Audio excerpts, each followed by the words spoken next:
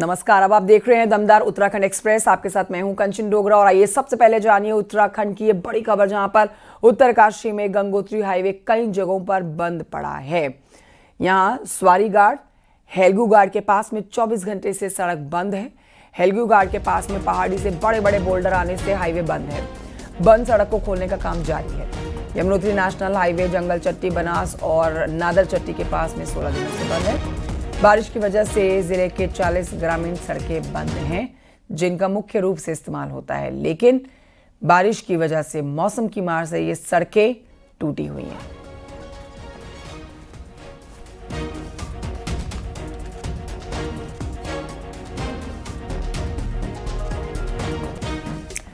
उधर उत्तरकाशी के हर्षिल क्षेत्र में भारी बारिश और भूस्खलन से नई झील बनने से चिंता बढ़ी हुई है।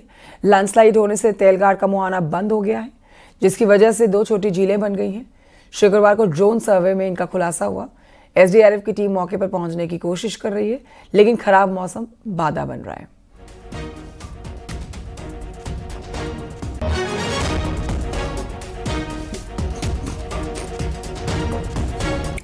आज बद्रीनाथ धाम के कपाट दोपहर 12:50 पर बंद किए जाएंगे। चंद्र ग्रहण के चलते आज दोपहर में बद्री विशाल के कपाट बंद हो जाएंगे। इसके बाद कल यानी कि सोमवार सुबह फिर से श्रद्धालुओं के लिए बद्रीनाथ धाम के कपाट खोले जाएंगे, लेकिन उससे पहले पूरे परिसर की शुद्धिकरण की कार्रवाई की जाएगी।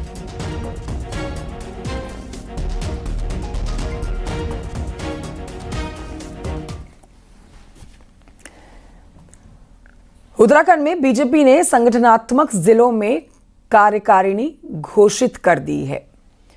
3 जिलों के बाद में कार्यकारिणी घोषित की जाएगी।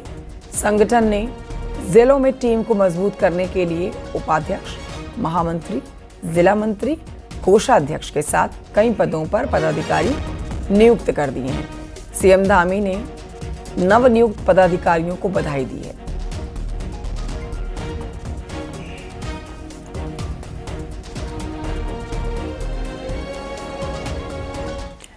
हल्द्वानी में सोशल मीडिया में मार्केट का एक वीडियो तेजी से वायरल हो रहा है। इस वीडियो में कुछ लोग मिलकर लाठी डंडों से एक लड़के को पीटते हुए नजर आएंगे। देखिए ये वीडियो शुक्रवार रात का बताया जा रहा है। रामपुर रोड का ये वीडियो है और जानकारी के मुताबिक बीजेपी के पार्षद अमित बिष्ट के होटल कर्मचारियों के साथ में फाइबर केबलिंग का काम कर रहे लड़कों से विवाद हो गया। विवाद इतना बढ़ गया कि मारपीट तक हो गई और मारपीट भी देखिए कितनी बुरी तरह से हुई है। एक शख्स को बुरी तरह से पीट रहे हैं लोग। बीजेपी के पार्षद के शामिल होने का भी यहाँ पर आरोप लग रहा है। हालांकि बाद में इस मामले में पिटने और पीटने वालों के बीच में आपसी समझौता भी हो गया।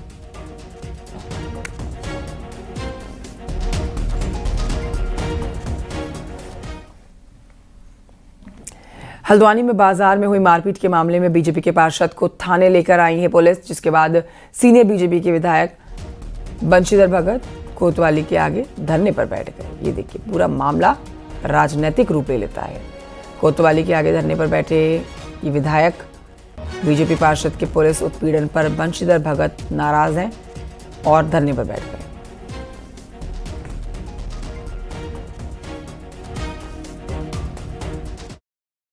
उन्होंने कहा हम अभी छोड़ रहे हैं, अभी मैं इंस्पेक्टर को भेज रहा हूँ। इंस्पेक्टर आए 1.5 घंटे बाद। तब तक बात की खराब हो गई थी कि हम बहुत गुस्से में आ गए। हमने कहा ये कार्यकर्ता का अपमान हो रहा है तो फिर क्या करना है हमने, तो हम सड़क पर बैठ गए। उधम सिंह नगर जिले के नानकमता इलाके में लव जिहाद का एक हैरान करने वाला मामला सामने आया। पुलिस के मुताबिक यहां पर एक यूपी के रहने वाले मुसलमान लड़के ने पहले शादी.com पर जाकर हिंदू नाम की एक अपनी प्रोफाइल बनाई। फिर इसने हिंदू लड़की से शादी कर ली, लेकिन शादी के बाद दहेज में कैश और गाड़ी की मांग करने लगा। जब विवाद ज़्यादा बढ़ा तो लड़की ने पुलिस के पास दहेज की शिकायत दर्ज कराई। पुलिस को जांच के दौरान पता चला कि लड़का हिंदू नहीं बल्कि मुस्लिम है और इसने हिंदू लड़की से मनीष चौधरी बनकर शादी की है। असल में वो मेरठ का रहने वाला है और इसका नाम मोनिश खान है।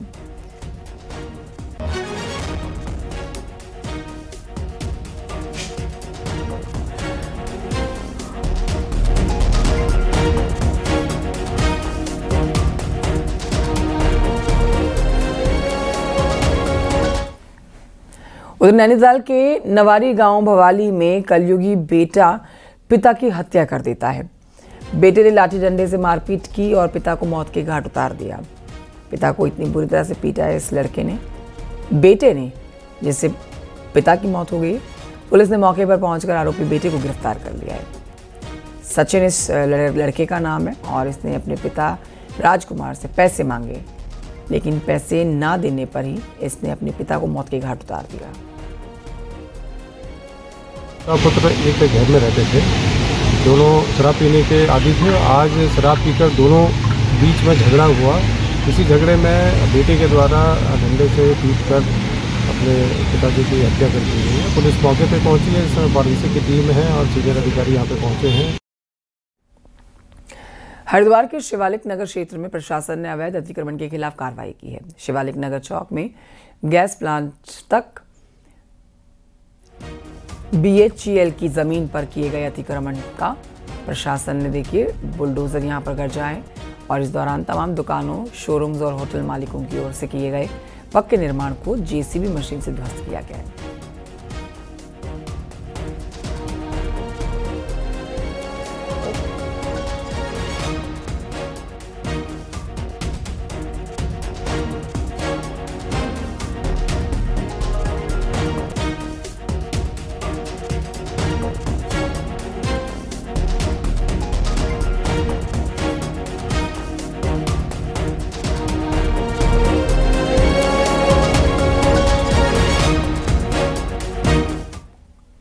बरसात में SDRF को नदियों में सर्च और रेस्क्यू के दौरान बड़ी चुनौती का सामना करना पड़ता है, लेकिन अब SDRF कई दूसरी एजेंसियों के साथ मिलकर एक खास तकनीक तैयार कर रही है, जिससे तेज बहाव और मटमैले पानी में भी सर्च ऑपरेशन आसानी से हो जाएगा।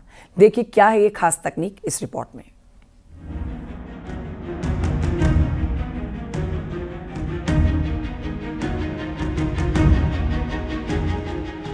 SDRF ही नहीं बल्कि NDRF जैसी नेशनल टीमों के पास भी ऐसा कोई उपकरण नहीं है जिससे सर्च ऑपरेशन में नदियों के अंदर सर्च किया जा सके।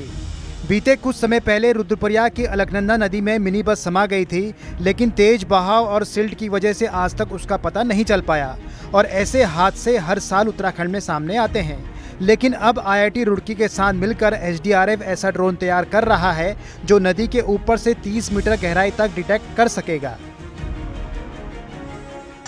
इसमें जो हम लोग की ट्रेनिंग सेल है, लोगों ने जो रिसर्च किया है, अभी इस तरह का कोई इक्विपमेंट हमारी जानकारी में नहीं है जो इसमें हमको हेल्प कर सकता है। लेकिन जो हमारे ऑफिसर्स हैं वो इसमें लगातार इसमें स्टडी कर रहे हैं कि क्या इस तरह का कोई इक्विपमेंट डिज़ाइन किया जा सकता है और अगर किया जा सकता है तो उसको कैसे हम लोग कोऑर्डिनेट कर सकते हैं, इसके लिए हम लोग प्रयास कर रहे हैं।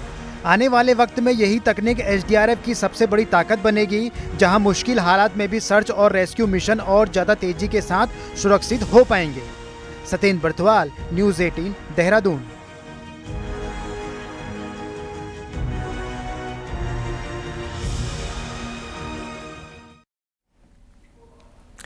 और आइए बढ़ते हैं आगे। आपको बताते हैं मुख्यमंत्री पुष्कर सिंह धामी ने बागेश्वर के आपदाग्रस्त इलाकों का जायजा लिया है। CM धामी कपकोच के पौसारी गांव पहुंचे हैं, जहां CM धामी ने आपदा से हुए नुकसान का निरीक्षण किया और आपदा राहत बचाव काम पर को भी पूरी नजर रखे हुए देखा।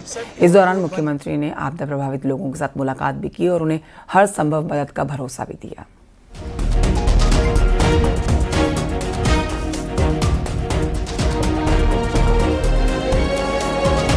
पौसारी गांव और इसके आसपास के गांव में जो आपदा से प्रभावित हुए और लोगों ने जो भी यहाँ पर अपनी बातें रखी हैं, उसमें विस्थापन भी एक है और हम लोग इसके लिए पहले से ही हम लोगों ने पहले से प्लान किया हुआ है।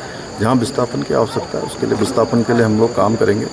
अभी हमारा प्रयास है कि सबसे पहले जो हमारा ये गाँव है उसके आसपास के क्षेत्र में बहुत सारी पुल बह गए हैं, बहुत सारी सड़कों का नुकसान हो गया, बिजली चली गई है, पानी की समस्या हो गई है। उन सभी को एक बार फिर से स्थापित करें, रिस्टोर करें और उसके लिए हम काम कर रहे हैं। भारत सरकार की टीम भी जल्दी ही यहाँ आने वाली है, वो टीम भी आ चुकी है, वो भी अपना आकलन कर रही है। आपातकालीन हालात में अब एक साथ हजारों लोगों को अलर्ट किया जा सकेगा। आप जान लीजिए कि दून में देखिए मुख्यमंत्री पुष्कर सिंह धामी ने लॉन्ग रेंज सायरन का शुभारंभ किया। सीएम धामी ने कहा है कि इस सायरन की वजह से अब आपातकालीन स्थिति में एक साथ लोग अलर्ट हो सकेंगे और ये आधुनिकता की तरफ एक बड़ा कदम है। इसके लिए पुलिस प्रशासन की टीम को बधाई। आज देहरादून शहर में जो 13 सायरन एक साथ जो है लगाए गए हैं वो 13 साथ बजेंगे और ये ऐसी आपात स्थिति में कोई भी इमरजेंसी की स्थिति होगी तो निश्चित रूप से उससे जो है सभी लोगों को एक साथ अलर्ट कर पाएंगे और कोई भी बड़ी आपात स्थिति, कोई बड़ी घटना होने से पहले लोगों को सुरक्षित कर पाएंगे। लोगों के जीवन को और सुरक्षित बनाने में, उनको और ज़्यादा अलर्ट करने में इसका बहुत बड़ा योगदान होगा। देश दुनिया के माउंटेनियर्स के लिए अच्छी खबर है। हिमालय रेंज की 25 नई चोटियों को उत्तराखंड सरकार खोलने जा रही है ताकि एडवेंचर टूरिज्म के शौकीन उत्तराखंड का रुख करें। देखिए रिपोर्ट।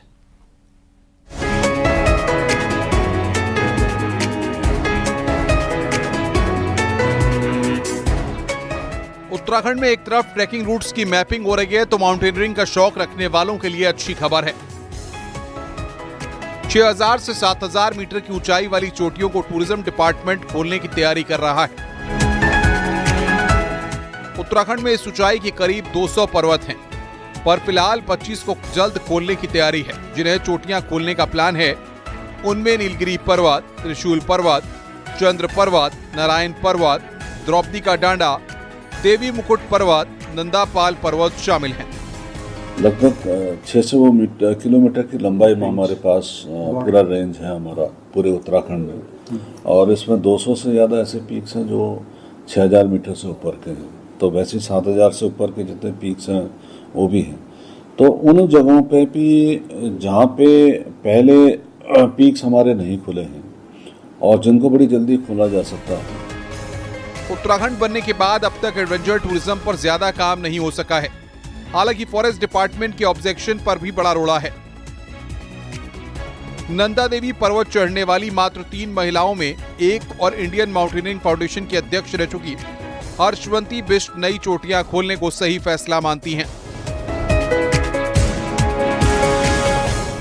उनके मुताबिक इससे हिमालय की रेंज एक्सप्लोर होगी तो फायदा उत्तराखंड को मिलेगा।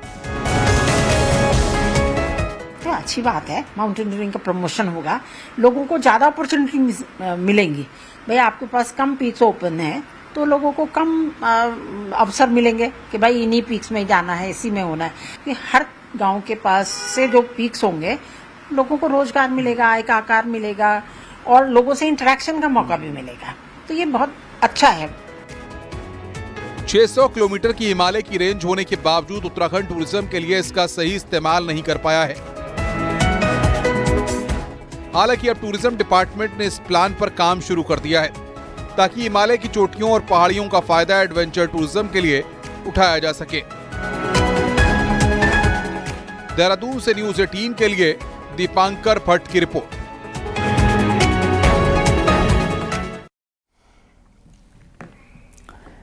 देश की मोदी सरकार ने जीएसटी में देश के लोगों को बड़ी राहत दी है और 2 स्लैब पूरी तरह से खत्म किए गए हैं। तो वहीं आपको बताएं कि बहुत सारी चीज़ों पर जीएसटी की दर को भी कम कर दिया गया है। अब बीजेपी जीएसटी रिफॉर्म्स की बात लोगों तक पहुंचाने के लिए पूरे देश में अभियान भी चलाएगी। बीजेपी के राष्ट्रीय मीडिया प्रमुख और सांसद अनिल बलूनी ने बताया कि देश के हर जिले में इसके लिए चौपाल लगाई जाएगी। हम लोग हमारी हर प्रदेश इकाई, हमारी जिले की इकाई, सबको कहा गया है कि जो आम जन है उसको जीएसटी रिफॉर्म्स के बारे में जानकारी देने के लिए एक पूरी कार्य योजना तैयार की गई है। साथ ही हर जिले में एक चौपाल लगाने का हम लोगों का कार्यक्रम है। जो हमारे व्यापारी भाई हैं उनको भी कैसा सरलीकरण हुआ उसके बारे में अवगत कराने के कार्यक्रम किए जाने की तैयारी की है। साथ ही हर जो मीडिया सेंटर हैं बड़े, हर प्रदेश की राजधानी और प्रदेश की राजधानियों में कुछ और जो स्थान भी हैं, वहाँ पर हमारे केंद्रीय व्यवस्था से हमारे जो वरिष्ठ केंद्रीय मंत्री हैं, हमारे पार्टी के जो राष्ट्रीय प्रवक्ता हैं, हमारे जो पार्टी के राष्ट्रीय महामंत्री लोग हैं, उनके प्रेस कॉन्फ्रेंसेस भी की जाएंगी।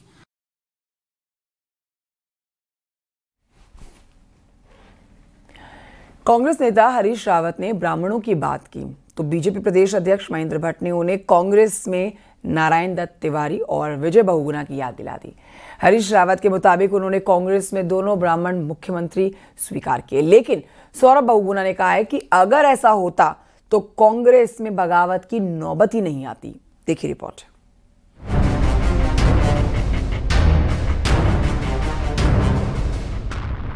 कांग्रेस नेता हरीश रावत ने ब्राह्मणों की बात क्या छेड़ी, बखेड़ा खड़ा हो गया। बीजेपी प्रदेश अध्यक्ष महेंद्र भट्ट ने कह दिया कि कांग्रेस के 2 ब्राह्मण मुख्यमंत्रियों को किसने पलीता लगाया ये सब जानते हैं। अब जवाब हरीश रावत की तरफ से भी आया। हरीश रावत के मुताबिक नारायण दत्त तिवारी की सरकार चलने दी, जबकि समर्थन उनके साथ था, तो 20 साल के अनुभव के बावजूद जब विजय बहुगुणा को सीएम बनाया गया तब भी साथ दिया। हरीश रावत के मुताबिक विजय बहुगुणा ने अपने पिता के विचारों की अंत्येष्टि की और बीजेपी की गोद में चले गए। इसीलिए महेंद्र भट्ट ये सवाल विजय बहुगुणा से पूछें। हरीश रावत ने 5 साल नारायण दत्त जी की सरकार को अबाध तरीके से चलाने का काम किया, जबकि बहुमत का समर्थन मेरे साथ था। ये है हरीश रावत। और हरीश रावत ये है कि सारा प्रचार का नेतृत्व करने के बाद जो है, जब मेरे अनुभव के ऊपर 20 साल 22 साल के लेजिस्लेटिव अनुभव के ऊपर 1.5 साल के अनुभव वाले व्यक्ति को जो है मुख्यमंत्री बना दिया, तो तब भी मैंने कहा स्वीकार्य है, कहीं कोई विरोध का स्वर नहीं किया। ब्राह्मण की बात पिता और परिवार के सम्मान पर आई तो जवाब महेंद्र भट्ट के बजाय सौरभ बहुगुणा की तरफ से आया। सौरभ बहुगुणा ने जहां नारायण दत्त तिवारी को अपने दम पर सरकार चलाने वाला नेता बताया, तो अपने पिता के कांग्रेस छोड़ने की वजह हरीश रावत को बता दिया। नारायण दत्त तिवारी जी उनसे 100 गुना बड़े नेता थे और आप सबको मालूम है कि प्रदेश अध्यक्ष होते हुए उन्होंने नारायण दत्त तिवारी की सरकार में कैसे उनके पुतले जलाए, दिन भर उनको परेशान करते थे, उनको खींचातान करके रखी हुई थी। तो नारायण दत्त तिवारी जी का स्टेचर इतना बड़ा था, उनका ऑरा इतना बड़ा था कि हरीश रावत जी उस ऑरा को क्रॉस नहीं कर पाए, उस स्टेचर को क्रॉस नहीं कर पाए। जहाँ तक पिताजी की उन्होंने बात कही, पिताजी के साथ क्या हुआ ये आप लोग पत्रकार बंधु हैं, आप लोग सीनियर लोग हैं, आप सबको पता है, प्रदेश की जनता को पता है कि किस तरीके से जिस दिन से उन्होंने कमान संभाली और सरकार गिराने के लिए लगातार ये कोशिश करते रहे, परेशान करवाते रहे, विधायकों के माध्यम से परेशान करवाते रहे। एक 4 लाइनों में उनकी राजनीति समाप्त करना चाहूँगा कि तुम्हारे पैरों के नीचे ज़मीन नहीं है और कमाल यह है कि तुमको फिर भी यकीन नहीं है। बात कांग्रेस नेता हरीश रावत के उस बयान से शुरू हुई जिसमें उन्होंने ब्राह्मणों के कांग्रेस के साथ आने की बात कही और बीजेपी से ब्राह्मणों को नाराज बताया। उसी बात को बीजेपी ने कांग्रेस में ब्राह्मण मुख्यमंत्रियों के हाल से जोड़ा और उसी बयान के बाद वार पलटवार जारी है। देहरादून से न्यूज़ 18 के लिए दीपांकर भट्ट की रिपोर्ट।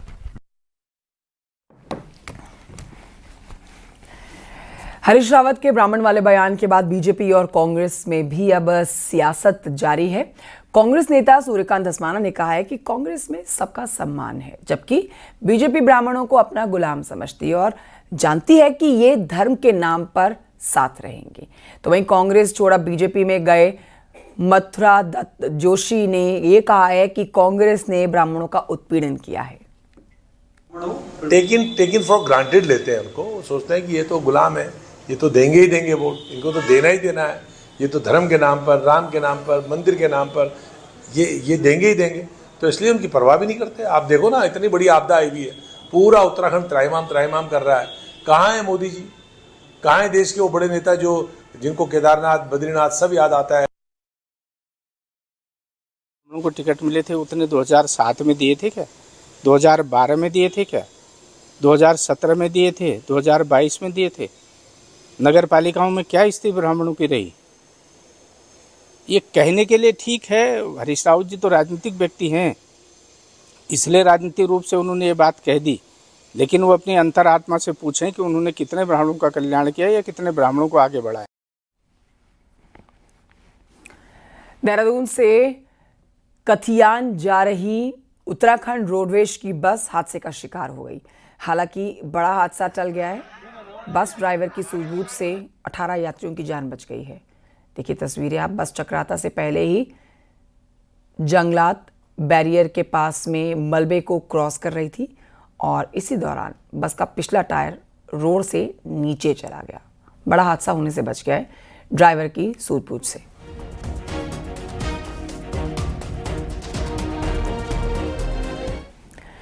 देहरादून और प्रदेश के अन्य हिस्सों में बारिश के कारण सड़कों के हालात बहुत खराब हैं। सड़कें खस्ता हाल देखी जा रही हैं। जगह जगह पर गड्ढों ने लोगों की मुश्किलें बढ़ा दी हैं। अब सरकार ने इन हालातों का संज्ञान लिया है और मुख्यमंत्री पुष्कर सिंह धामी ने पीडब्ल्यूडी को 31 अक्टूबर तक सड़कों का पैचवर्क पूरा करने का आदेश दिया है। और क्या निर्देश दिए हैं मुख्यमंत्री धामी ने, देखिए इस रिपोर्ट में।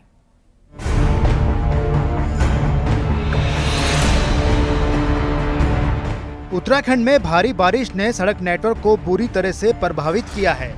पीडब्ल्यूडी के अनुसार उससे करीब 11 अरब से अधिक का नुकसान इस मॉनसून सीजन में हुआ है।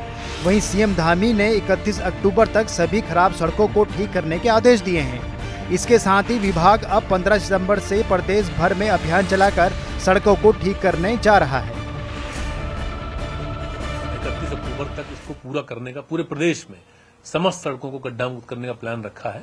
इसमें एनएच, एसएच, एमडीआर, ओडीआर तक की रोड रखी है और कुछ और अगर सड़कें जिला प्रशासन के द्वारा या क्षेत्रीय उससे आती हैं जहां जो हम इम्पोर्टेंट उस पर करेंगे।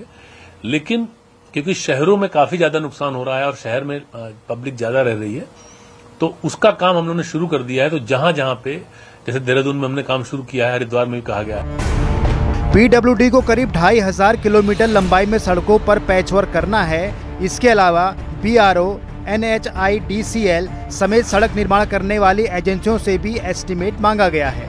वहीं पैचवर्क की हर हफ्ते काम की मॉनिटरिंग की जाएगी। इसके लिए शासन लेवल पर अपर सचिव को जिम्मेदारी सौंपी गई है। हमने टारगेट रखा है कि हम हर संभव प्रयास करते हुए इसको 31 अक्टूबर तक कार्य हम जितना पैच रिपेयर कार्य पूर्ण कर देंगे। 15 सितंबर से हम कार्य स्टार्ट करेंगे और 31 अक्टूबर तक हम लोग इस कार्य को पूर्ण कर देंगे। साप्ताहिक टारगेट हमने इसमें रखे हैं और साप्ताहिक इसकी समीक्षा की जाएगी। हालांकि मुख्यमंत्री के आदेश के बाद हरिद्वार और राजधानी देहरादून में पैचवर्क का काम शुरू भी हो गया है ताकि लोगों को कम से कम दिक्कतों का सामना करना पड़े। पीडब्ल्यूडी का दावा है कि अगले 1.5 महीने में सभी नेशनल हाईवे, स्टेट हाईवे और डिस्ट्रिक्ट लेवल सड़कों को गड्ढा मुक्त कर दिया जाएगा। देहरादून से न्यूज़ 18 के लिए सुनील नप्रभात की रिपोर्ट।